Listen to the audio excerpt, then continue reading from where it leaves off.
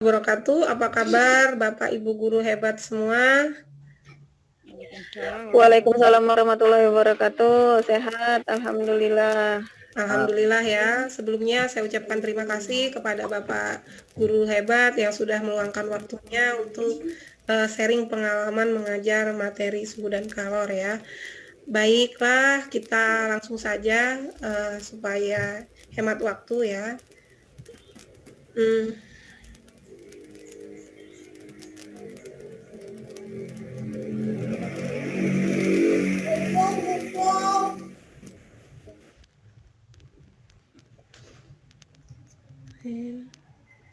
Nama kamu Abah sini lihat bisa. Udah nampak belum screen share saya? Nama kamu Abah. Ya, udah. Nampak ya, baik. Baik Bapak Ibu, saya langsung saja supaya tidak terganggu oleh sinyal ya Bapak Ibu. Jadi ini adalah diseminasi tentang materi suhu dan kalor Bapak Ibu. Jadi saya dalam mengajarkan konsep suhu biasanya menyediakan 3 buah tempat gelas kimia seperti itu. Satunya saya isi dengan air biasa, satunya saya isi air es, dan satunya saya isi dengan air hangat seperti itu. Kemudian saya meminta anak-anak untuk memasukkan tangannya ke dalam air es, air biasa, dan air panas. Kemudian saya tanyakan kepada mereka sensasi apa yang mereka rasakan di tangan mereka. Maka dari sini siswa-siswa banyak yang menjawab, ada yang merasakan panas, hangat, dingin, dan lain-lain. Ada yang biasa seperti itu ya. Nah, dari sinilah konsep suhu dapat didefinisikan, yaitu suhu adalah ukuran yang menyatakan derajat panas dinginnya suatu benda. Namun, apakah tangan dapat digunakan sebagai alat untuk mengukur suhu? Tentu saja tidak ya, karena tangan hanya mampu merasakan sensasi panas atau dingin, namun tidak mampu dengan tepat mengukur suhu gitu. Lalu alat apa yang mampu mengukur suhu secara tepat? Yaitu termometer. Termometer ini ada banyak.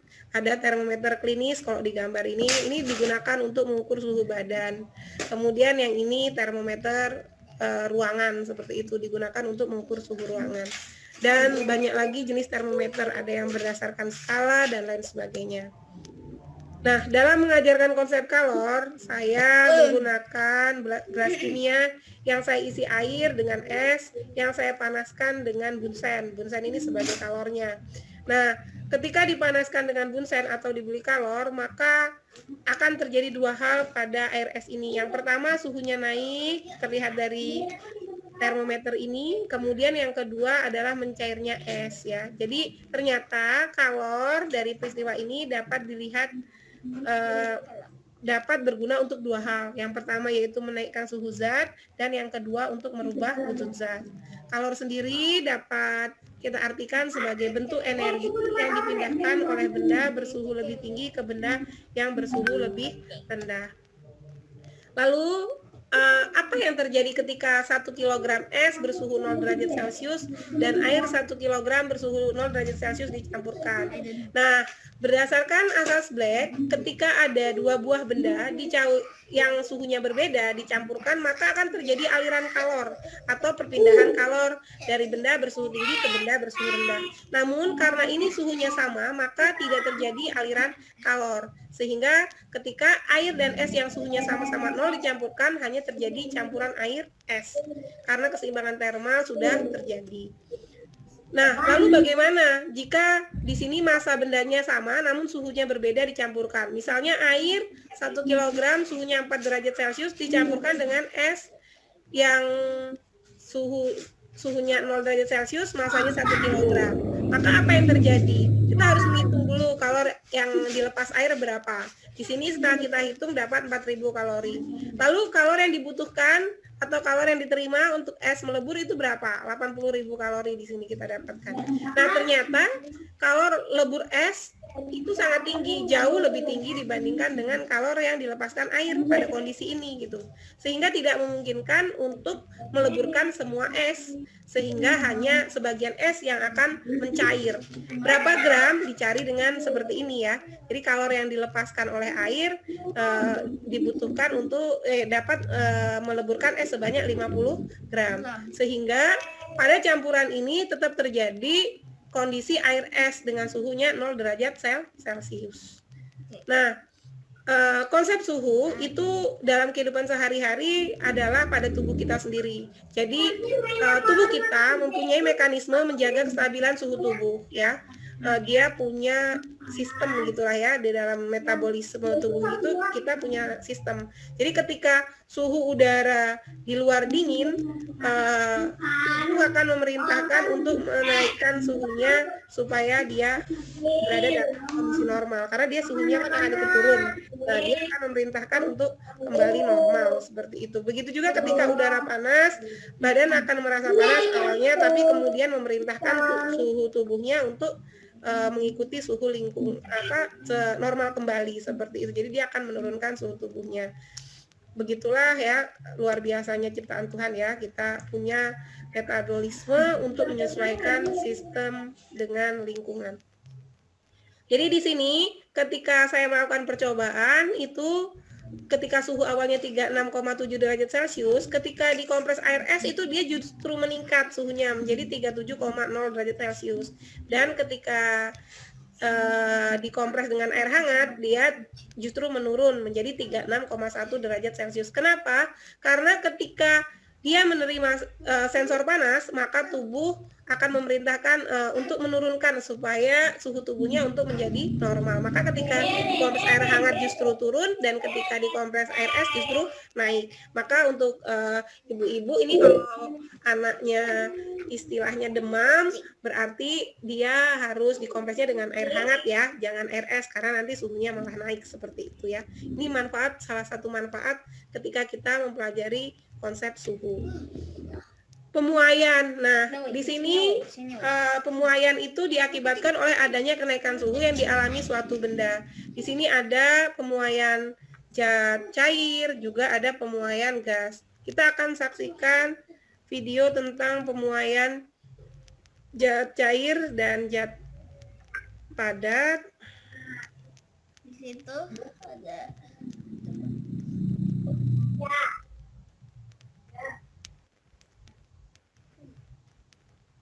gimana sih? Nah, di sini saya akan buka file tentang pemuaian zat padat. Ini bisa kita lihat ya.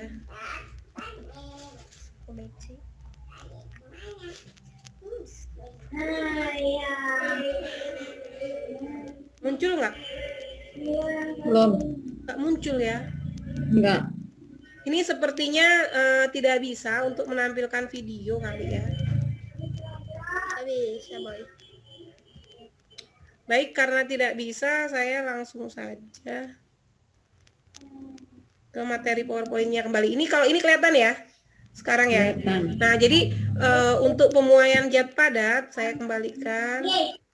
Pada pemuaian zat padat itu berdasarkan hasil percobaan bahwa semakin tinggi koefisien muai zat panjang, maka pertambahan panjang yang dihasilkan semakin tinggi. Di sini kemarin saya melakukan percobaan dengan alat Musenberg menggunakan besi, tembaga, dan aluminium, di mana hasil daripada aluminium pertambahan panjangnya itu lebih tinggi dibandingkan yang lain karena sesuai dengan koefisien muai panjangnya juga dia lebih tinggi seperti itu.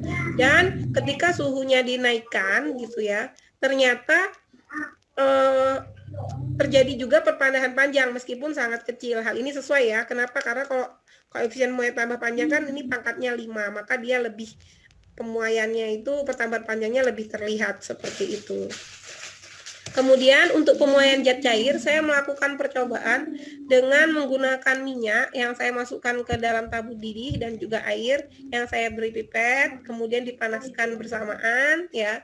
Nah, ini ternyata didapatkan hasil bahwa pada 2 menit ketiga itu minyaknya itu sudah tumpah. Sedangkan kalau airnya baru sampai di sini. Itu artinya bahwa pemuaian minyak jauh lebih cepat dibandingkan dengan pemuaian air seperti itu.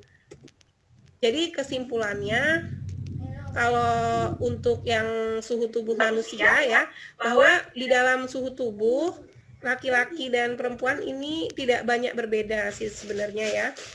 Nah, kalau untuk benda ini dia suhunya tergantung daripada kondisi lingkungan.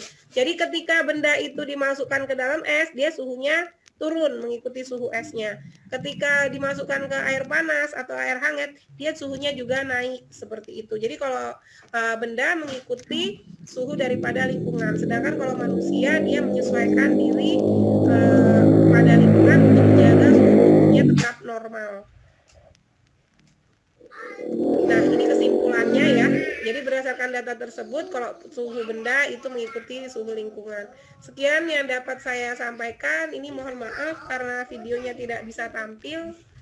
Mungkin teman-teman ada yang ingin sharing pengalamannya bagaimana atau ingin ditanyakan, silakan.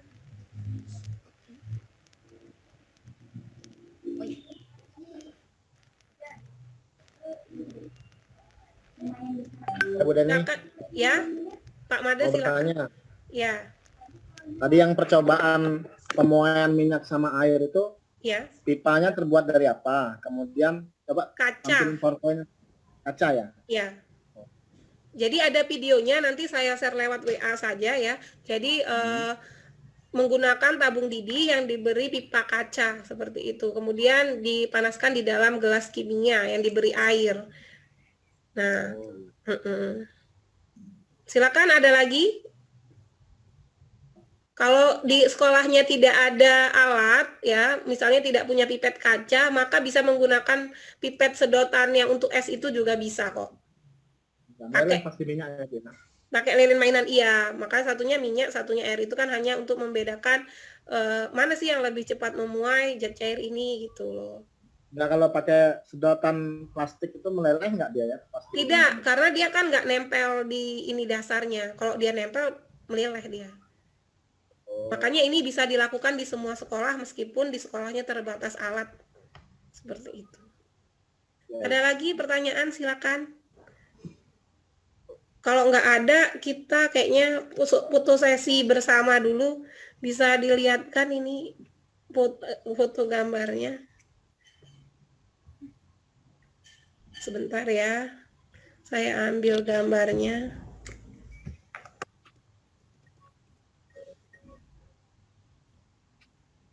Apain enggak tuh?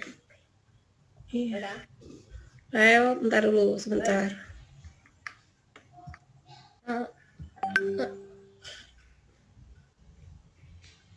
File save. Buat deh.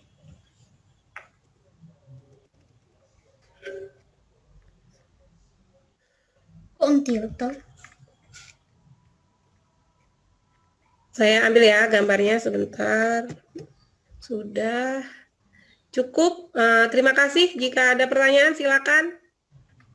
Kalau nggak ada nanti saya paling minta absen aja di WA ya. Nanti saya kirimkan ke WA formnya. Oke. Ada pertanyaan? Belum. Nggak ada ya, oke. Terima kasih semuanya, Bu Evi, Bu Sari, Bu Yuli, Pak Made. Atas waktunya saya akhiri. Wassalamualaikum warahmatullahi wabarakatuh. Waalaikumsalam warahmatullahi wabarakatuh.